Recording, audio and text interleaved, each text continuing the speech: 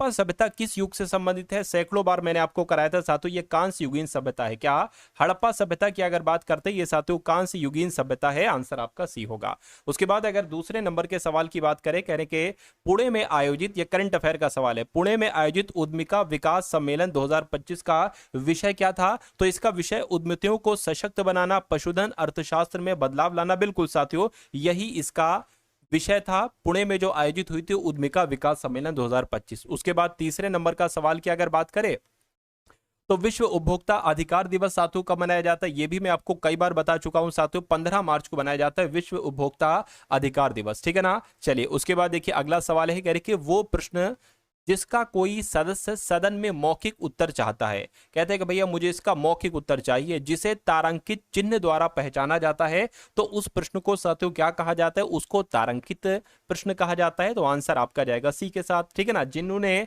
Answer B लगाया है तो बिल्कुल सही, और ये भी मैंने आपको करवाया था। मैं कितनी बार बार बार थोड़ी ना कहूंगा ये सवाल करवाया था, बस आप लोग साथियों देखते जाइए आज के इस पेपर को, है ना। ये बहुत एक तरीके से 100% एक्यूरेसी के साथ मैं आपको बताने वाला। देखिए कह रहे कि जो कांगटो है ना, ये भारत की सबसे ऊंची चोटियों में से एक है। ये किस राज्य में स्थित है? तो ये पता साथियों ये अरुणाचल प्रदेश में स्थित है, आंसर आपका बी होगा।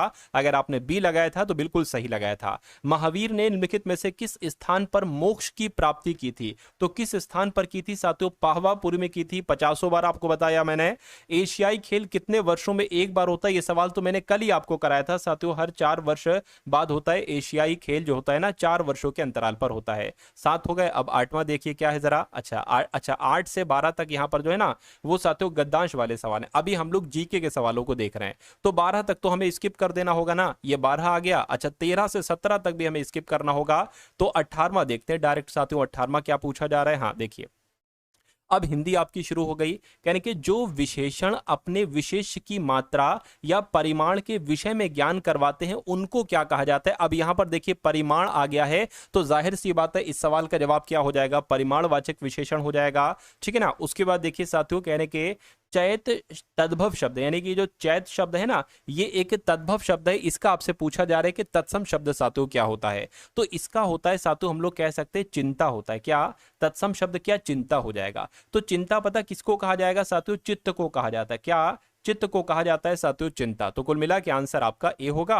कहने के आदान का विलोम क्या होता है साथियों? आदान का विलोम क्या होता है? प्रदान होता है। तो जिनका भी आंसर सी है, जिन्होंने भी आंसर सी का चयन किया था तो बिल्कुल सही किया था। उसके बाद देखिए समय की पहचान सियाराम शरण गुप्त जी की कविता है, ठीक है, जिसमें वो किसके महत्व के बारे में बताते हैं? परिश्रम के बारे में बताते हैं, या समय के बारे में, धन के बारे में, विश्वास? अरे मेरे काबिल दोस्त, समय की पहचान के बारे में यहां पर कहा जा रहा है कि ये कविता है, तो जाहिर सी बात है इसमें समय के बारे में ही तो बताएंगे। थोड़ा तो दिमाग लगाया करो।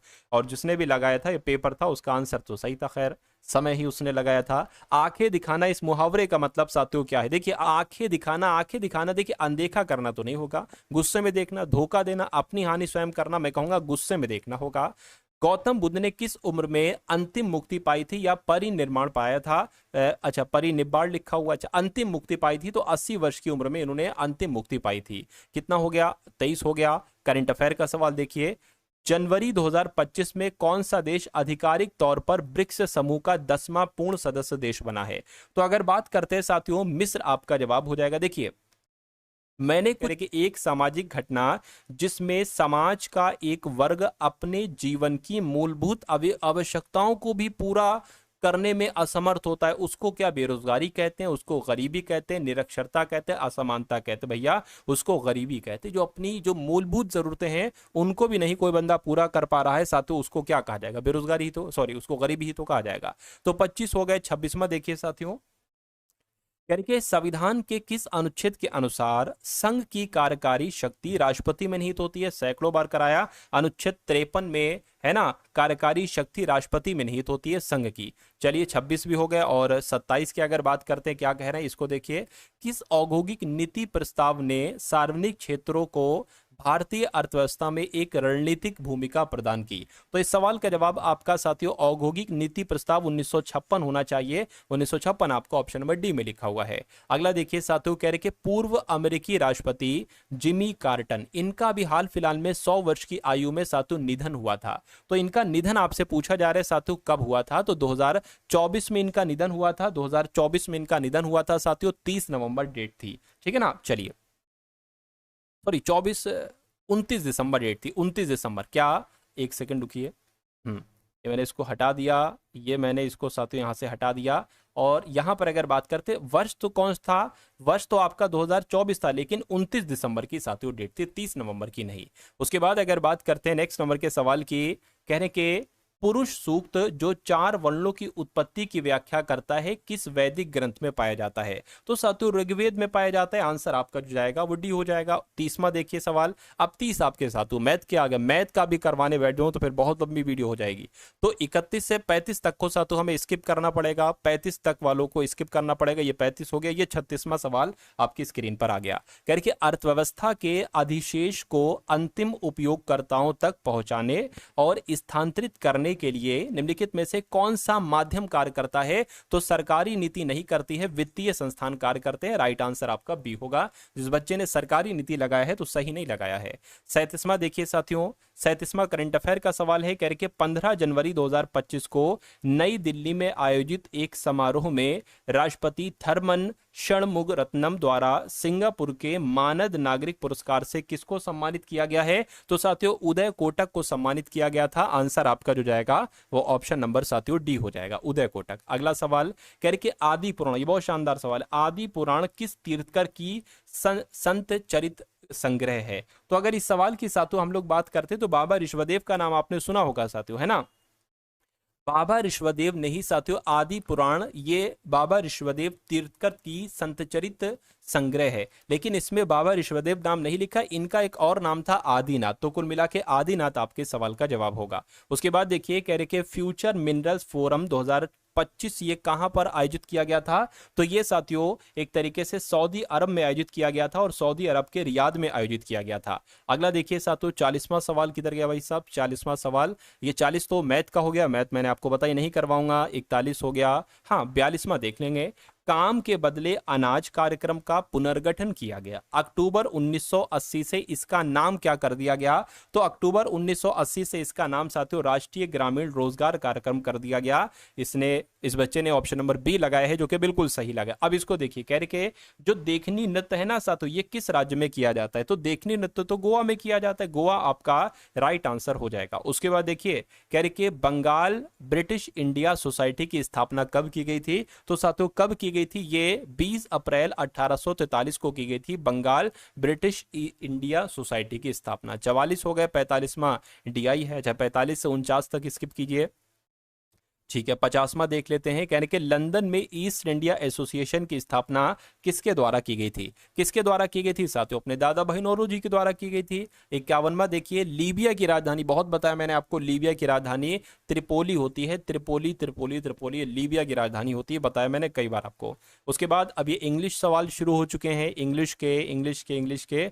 हाँ, विजय स्तंभ साथियों कहां पर स्थित है? क्या नहीं बताया मैंने आपको विजय स्तंभ? ये समझ लीजिए पूरे मॉडल पेपर में से मुझे इतना याद है कि पहला सवाल मैंने विजय स्तंभ का लिया था, मुझे थोड़ा थोड़ा धुंधला धुंधला याद है। तो अगर बात करते हैं साथियों ये राजस्थान में स्थित है। विजय स्तंभ कहां पर स्थित है? विजय स्तंभ साथियों राजस्थान में स्थित है और राजस्थान के चित्तौड़गढ़ में स्थित है। राइट आंसर आपका डी होगा। अगला सवाल बहुत पुराना है, 2023 का। जैविक विविधता अधिनियम 2023 इसको कब लागू किया गया था? तो इसको साथियों 2024 में लागू किया गया था, 1 फरवरी नहीं 1 जनवरी, 1 अप्रैल यानी कि 1 अप्रैल 2024 को जैविक विविधता संशोधन अधिनियम 2023 लागू किया गया था, है ना। अब 54 हो गया, इसको देखिए 54 वाला मैथ का क्वेश्चन था। अविकसित अर्थव्यवस्था का क्या अर्थ होता है साथियों बताइए? तो वो देश जिसपे प्रति व्यक्ति वास्तविक आय संतुलित नहीं होगी वो अविकसित अर्थव्यवस्था नहीं हो सकती। वे देश जहां प्रति व्यक्ति वास्तविक आय कम हो, बिल्कुल साथियों, प्रति व्यक्ति आय वास्तविक आय कम हो वही आपका अविकसित अर्थव्यवस्था है। ये भी सही कह सकते हैं, गरीबी देखी जा सकती है अविकसित अर्थव्यवस्था में, कहीं ना कहीं गरीबी भी तो देखी जाती है, लेकिन आंसर आपका ऑप्शन नंबर बी होगा। कह रहे कि इंटरनेशनल लेबर ऑर्गेनाइजेशन का हेडक्वार्टर कहां पर स्थित है, तो आपको बताया गया होगा जिनेवा में साथियों स्थित है। आंसर अगर आपका है ऑप्शन नंबर ए के साथ तो बिल्कुल करेक्ट है। अगला देखिए, अगला, ये तो रीजनिंग के सवाल शुरू हो गए। हाँ, शिकागो में धर्म संसद का आयोजन जो किया गया था वो कब किया गया था? 1994 में, 93 में, 1993 में किया गया था साथियों। शिकागो में धर्म संसद का जो आयोजन किया गया था वो 1893 में किया गया था। उसके बाद देखिए करंट अफेयर का सवाल आपकी स्क्रीन पर है। कहने के 5 जनवरी 2025 को भारतीय तटरक्षक बल के लिए निम्नलिखित में से किस शिपयार्ड द्वारा 2 स्वदेशी रूप से डिजाइन और निर्मित तीव्र गश्ती पोत FPV अमूल और अक्षय लॉन्च किए गए? तो ये किस शिपयार्ड द्वारा किए गए थे? गार्डन रीच शिपयार्ड द्वारा नहीं, मंजगांव डाक नहीं सातु, ये गोवा शिपयार्ड लिमिटेड द्वारा सातु ये किए गए थे। आंसर आपका जाएगा डी के साथ। 65 हो गया है। 66वां देख लेते हैं। कहने के जो DTM है ना, DTM के किस चरण में सबसे तेज जनसंख्या वृद्धि होती है? तो जो चरण 2 होता है ना, चरण दो में साथियों सबसे तेज जनसंख्या वृद्धि देखी जाती है। उसके बाद देखिए ये रीजनिंग का सवाल है, इसको भी अभी नहीं कराने का। भारत के पश्चिम में कौन सा सागर है साथियों, बताइए। तो भारत के पश्चिम में साथियों बंगाल की खाड़ी तो नहीं है, अरब सागर जो है ना ये भारत के पश्चिम में साथियों स्थित है, आपको याद रखना है। उसके बाद अगर बात करते हैं करंट अफेयर का सवाल, कहा जा रहा है कि आशिया का प्रीमियर खाद्य एवं पेय व्यापार प्रदर्शन इंडस फूड 2025 का जो 8वां संस्करण आयोजित किया गया था वो कहां पर आयोजित किया गया था? वो साथियों कहीं ना कहीं साथियों गांधीनगर नहीं साथियों, ग्रेटर नोएडा होना चाहिए। क्या साथियों? ग्रेटर नोएडा में किया गया था, है ना। Greater Noida India exposition mart limited greater Noida में किया गया था। आंसर आपका सी होगा। चलिए अगले नंबर का सवाल 74 हो गया। 75वां देख लेते हैं। कह रहे कि एसिड को किस पदार्थ से बने बर्तनों में संग्रहित किया जाता है? तो पता साथियों कहां पर रखा जाता है इसको? कांच और सिरेमिक में साथियों रख सकते हैं। आंसर आपका जाएगा सी के साथ। 75 हो गया। उसके बाद देखिए भारत का संविधान पहली बार 1928 में किसके द्वारा तैयार किया गया था साथियों, बताइए। तो किसके द्वारा तैयार किया गया था? मोतीलाल नेहरू के द्वारा तैयार किया गया था। आंसर आपका जाएगा ऑप्शन नंबर ए के साथ। नेक्स्ट नंबर का सवाल है, देखिए ये साथियों मैंने आपके बहुत सारे होते हैं ना बुकलेट नंबर, ये बुकलेट नंबर 2 ऐसे करके अलग अलग होते हैं। तो ये सारे कुछ सवाल जो है ना ये दूसरे उसमें है, क्योंकि इसमें आप देखेंगे 46 नंबर में कोई और सवाल है ना। तो ये सवाल मैंने छोड़ दिया, नहीं लिया, तो ये मैंने दूसरे बुकलेट से ले लिया। चलिए, भारत पाकिस्तान ने वर्ष 1960 में एक संधि पर हस्ताक्षर किए थे। उस संधि का नाम आपसे पूछा जा रहा है। यमुना जल संधि नहीं, गंगा जल संधि नहीं, ब्रह्मपुत्र जल संधि नहीं साथियों, सिंधु जल संधि उस संधि का नाम था। राइट आंसर आपका डी होगा। यानी कि 1960 में भारत पाकिस्तान के बीच एक जल संधि हुई थी जिसका नाम था सिंधु जल संधि।